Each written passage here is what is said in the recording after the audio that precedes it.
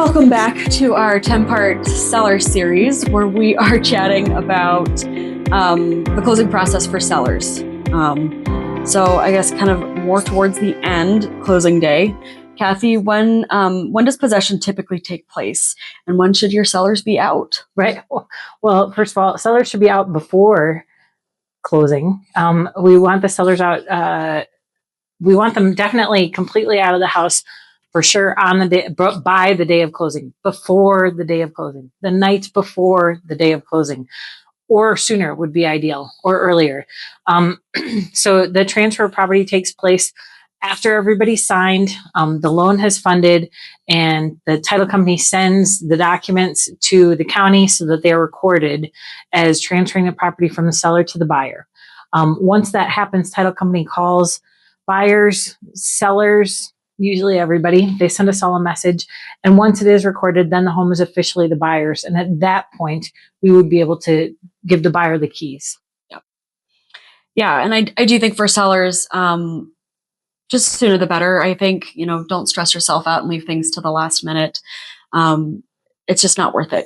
Get yourself a hotel room, hire a cleaner for that last night, give them time to really get in there and turn over a nice product for the buyers who are buying your house. It'll feel good for everybody. And then I think for you, just enjoy it. You've made it. Yeah. That's a big feat to get out of a home that you've been living in. Right. So. And just wait for your check. Yeah. So when does, possession typically take place? And, sorry, we already did that one. I gave you one here if you want. I don't know. Okay. So yeah, what items are typically understood to transfer with the property unless specifically stated? Good question. So typically anything that is affixed to the property, I would say would typically be understood unless it's expressly noted at the beginning of a contract. So in the buy-sell, if you have a very special Tiffany chandelier that was your great-grandmother's that you want to take with you, make sure that the buyers are aware of that from the very beginning, right? We want to disclose that when we're listing the property so that nobody's walking into your home and falling in love with something that you have no intention of giving them. I do think if you're taking things like chandeliers or anything that, is affixed, you want to replace it with something somewhat similar, right? So pick out a somewhat nice replacement product that you can have installed and there for the buyers. Yeah. I think ideally, or in the perfect world, if in fact you are taking that Tiffany chandelier with you, take it out before we do photos and before any buyer sets foot in your property, and put in something that's equally, that provides light to the dining room, that kind of thing. Hopefully it will go with the aesthetic of your home and not just like the cheapest thing you could find at Home Depot. But ideally you wouldn't even want a buyer to have ever seen it. That's a great point. Yeah. If it is, and a light fixture is a fixture that would generally be, the idea would be that it would confer or convey with the property. So if not, we need to specifically state that, as Kayla mentioned.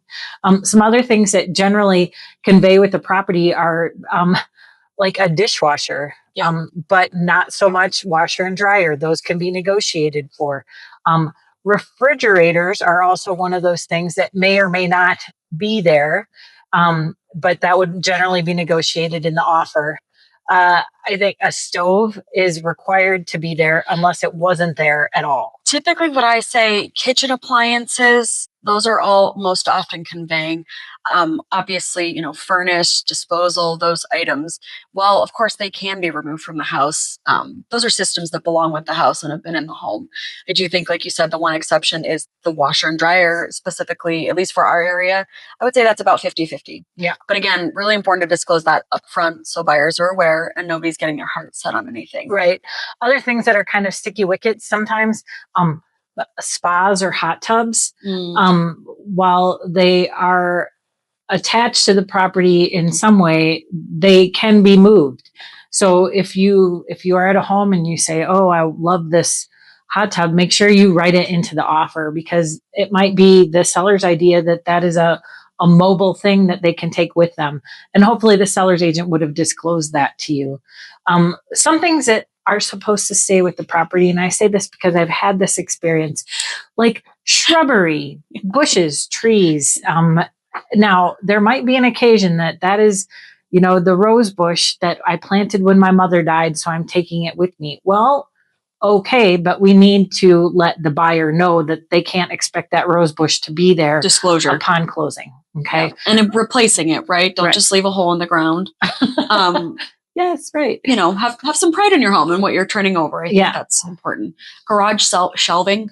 Yep. Sometimes people have really elaborate shelving systems in their garage, especially in Montana. If you really love your garage shelving, make sure we know that up front. Right. Again. If it's affixed to the property, if they're built-in cabinets or something, it would be the buyer's agent will likely tell the buyer those are affixed to the property, so they shall stay. Now, if it's something like a gorilla rack that you would buy at Costco, those are not affixed to the property in general, and I would expect those to go with the seller unless specifically stated. And all it can all be negotiated. And I would say, as a small subnote too, if you intend on leaving anything that you just don't want to move. So I recently helped a client close on a downtown property, and there was the original washer and dryer that was in the basement, and those things were ancient. I think it's probably the oldest washer and dryer system I've ever seen, and the sellers were not going to take that out of the basement. That fell on my buyer, and he was willing to assume that because he was doing a lot of renovation work and that didn't bother him. But it was very clear to us that these very difficult appliances to get out of the basement were going to be there at closing. And so again, wasn't an issue because we knew about it up front. Yeah. But for some buyers, that could have been a real bummer if it wasn't disclosed up front. Similar to that would be like a pool table. A lot of time sellers don't want to move a pool table, or sometimes pianos. Those are the kinds of things that do need to be, the seller should be disclosing that upfront, that, hey, the pool table stays. And then it's up to the buyer to decide whether they're willing to take, either they love the pool table and the piano, or they want it gone and they're willing to take on that, the cost of getting it removed. But so some of that personal property can go either way, but generally should be disclosed up front so that you know exactly what you're doing. Why again, prep. As a seller, we can't say it enough, for sale. And that means going through and really taking inventory of what are you moving? What do you have space for in your new place? What do you want to deal with? So that it's not at the last minute, like, well, we can't get buyers to move the pool table. So we can't get movers to move the pool table. So it's going to stay. Yeah. That doesn't not fly. Cool. Yeah.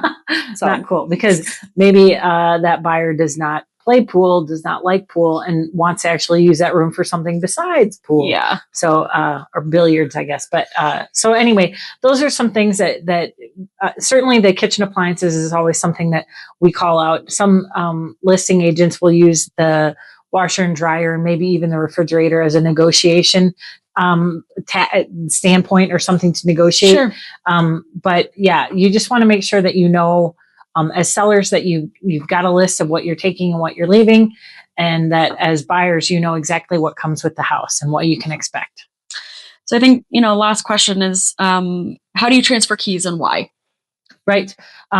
So I personally, and Kayla, you guys might do it different, but so if I'm representing the seller, once the buyer has done their walkthrough, I go up to the house and I take off the Sentry lock, our realtor lockbox, and I put a mechanical lockbox on. And what that does is that now the buyer's agent can't get into the house. The buyers can't get in the house. Nobody can get into the house without going through me, because I will have the code to the mechanical lockbox. Somebody needs to get in there, they can get in there, but not unless they talk to me. What that does is that once we do have closing and we've got notification that the property is recorded and is now the buyer's home, I can call the buyer's agent and say, hey, this is the code to the mechanical lockbox. And if he or she doesn't want to be there with the buyers, he can tell them, hey, this is the code to the mechanical lockbox, and they can get in at their leisure. You definitely don't want it to be an issue for the buyers to get keys or make it feel like an encumbrance. So oftentimes, not uncommon for us to transfer keys through the title company. It can be a great strategy. I don't personally love that for my buyers because they have to go back to the title company after signing documents.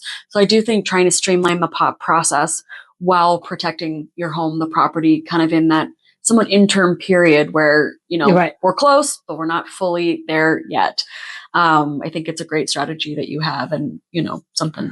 Well, I mean, it's not done until it's done, and anything can happen. So I just feel like it's buyers will be very tempted. They will be sitting in the driveway in their U-Haul truck, and if they know the code to that lockbox, or if they have keys in hand, have the keys in hand, they are not going to wait. They're going to get in that house, even though the property hasn't recorded, and any number of things could happen at that point.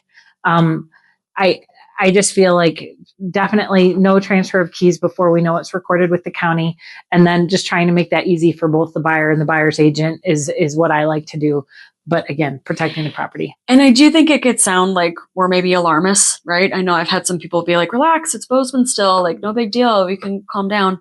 And I do agree with that, but keep in mind, we do this full time over the years and years, and we do unfortunately see some of the bad outcomes. So that's where these systems come in place, and why I'm such a big fan of having those general systems where, even though sometimes you might want to deviate from them, we stick to them for a specific reason, and that is through learned experiences, honestly. Mm-hmm. And so that's, to me, part of what a realtor can offer, bring to a transaction, is just, what are those systems that make sense, and how does this work, and why are you doing certain things that maybe seem, again, maybe a little overkill, but we do it for a reason. Right. The reality is when I'm working for a seller, my job is to protect them and their property. Right. And a buyer, they might have signed their papers, but the lender gets the right, after the papers get signed, in most cases, the title company sends their loan documents back to the lender. The lender will look over them. It's not impossible. The lender might call and verify employment once more. They might pull their credit once more. They might do any number of things. They can do anything to make sure that borrower is still who they said they were borrower on paper. Now, what we don't know is if that buyer quit their job that morning because they thought they were free and clear and had this house. Well, all of a sudden their loan doesn't go through. And in the meantime, we gave them access to the house and they moved half their stuff in. That's why we don't like that to happen. Yeah.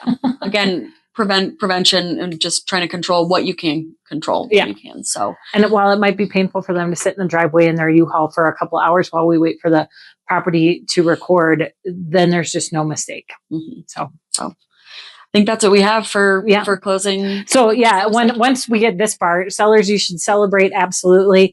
But just know that, agents like Kayla and I are there to protect you and your property, and make sure that we make it all the way to the finish line. It's not over till it's over, but we will definitely let you know when it is. When it is over. Celebrate. Yeah. We will too. Yeah. Thank you so much. Thanks.